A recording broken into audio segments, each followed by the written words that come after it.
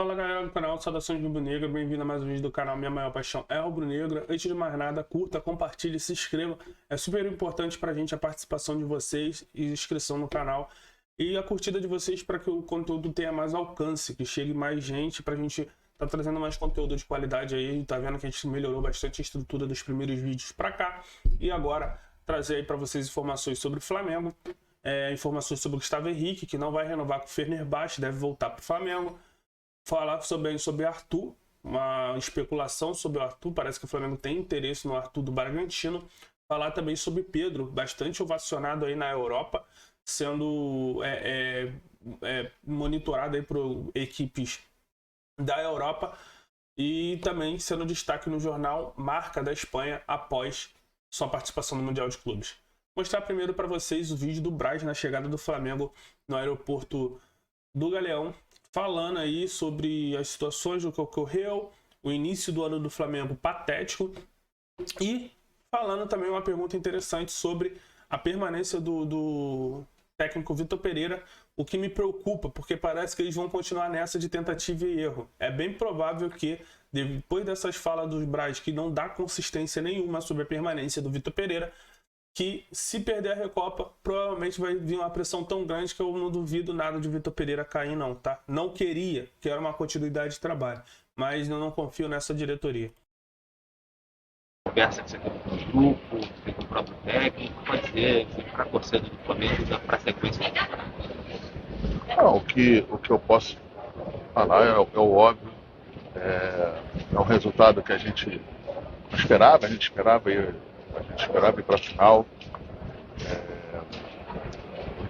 Logo no primeiro jogo que a gente perdeu, a gente já conversou bastante coisa, muita coisa. A gente acredita no trabalho do Vitor, eu acho que isso é importante ratificar. E agora é vida que segue.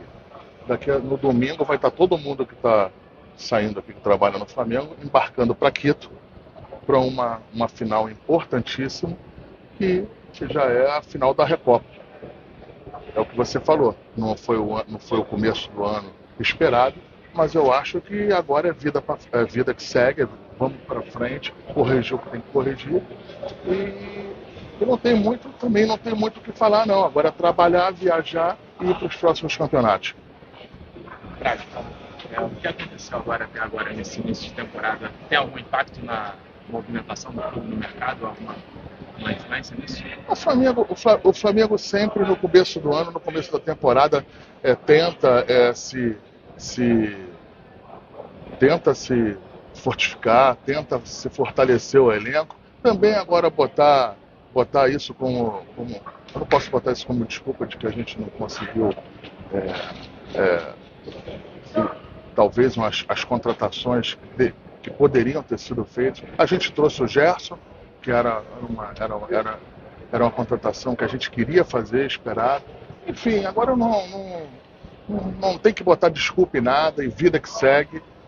E domingo a gente viaja aí para mais um campeonato importantíssimo e difícil de ganhar, porque para você ser campeão da Recopa ou você é campeão, é o óbvio, mas é bom ser dito, né? Ou você é campeão da Libertadores ou você é campeão da Sul-Americana. Então é uma sequência desses campeonatos, você tem que chegar e ir para cima, vamos decidir com a nossa torcida, decidir em casa. A gente não pode pensar em outro resultado que não seja as vitórias.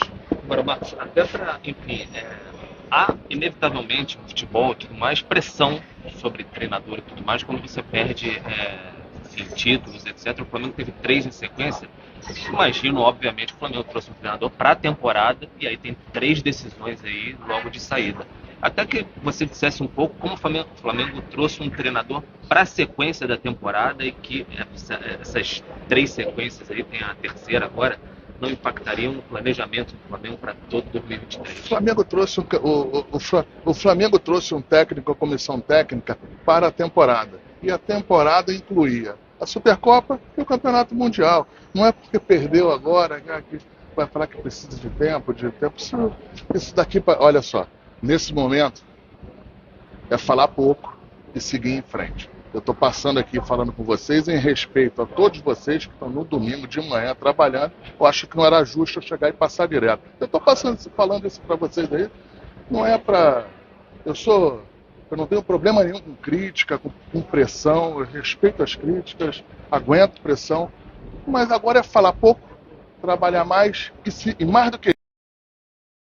Então, essa fala aí, a última fala dele pra mim que me preocupa. Quando ele fala assim, não é agora, porque perdeu a Supercopa e o Mundial que a gente vai falar que precisa de tempo. É nesse momento que ele deveria falar, sim, precisa de tempo, o Flamengo vai ter que se reconstruir, o Flamengo vai tentar implementar um trabalho sólido, um trabalho com um técnico a longo prazo para poder se tornar mais forte. Era essa a palavra dele. Quando ele fala que agora, só porque perdeu, vai precisar de tempo, ele está sendo contraditório às coisas que ele tem falado nos últimos anos, principalmente quando falou do Rogério Ceni.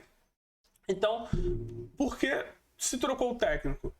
Então, eu acho que o motivo para ele não ter falado isso, que precisa de tempo, que precisa se estruturar, que precisa implantar uma parte tática, além de algumas contratações, foi não admitir erro. E qual foi o erro? Mudar saída do Dorival antes de decisões importantes próximas. De novo, entendi a saída do Dorival, mas não concordei.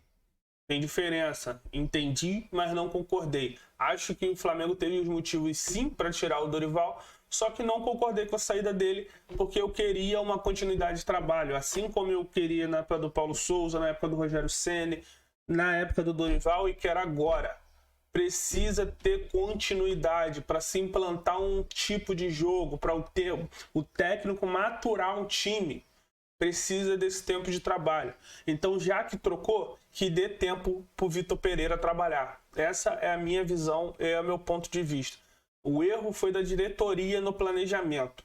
O erro não é do Vitor Pereira. Ele está ali agora e vai precisar de tempo para poder botar o time para jogar. Então, mais uma vez, Marcos Braz manobrando nas palavras dele, não dizendo nada com nada, não informando nada com nada, e mais uma vez a gente está com o futuro incerto. Se ganhar a Recopa, dar uma amenizada e o Vitor Pereira ganhar mais uma vida, como se fosse um videogame, mais uma vida ali, e se perder a Recopa, o Vitor Pereira ali fica na última vida, porque, por exemplo, se tomar uma porrada de novo do Fluminense no Carioca, as coisas devem vir abaixo, e deve ficar um clima horroroso no Flamengo. Espero que isso não aconteça. Galera, outra informação que eu tenho para passar para vocês é em relação à SAF. Hoje o Flamengo vai se reunir, tá? Reunir o seu conselho deliberativo para poder conversar. Na verdade, vai ter uma palestra do Carlos Portinho, o senador Carlos Portinho, relator aí da lei da SAF, falando de novo, buscando informar, o Flamengo buscando se informar de um modelo da SAF. Acredito que pelo Flamengo estar bem estruturado, dívida baixa, o modelo seria totalmente diferente do que é apresentado por Cruzeiro, Botafogo e Vasco.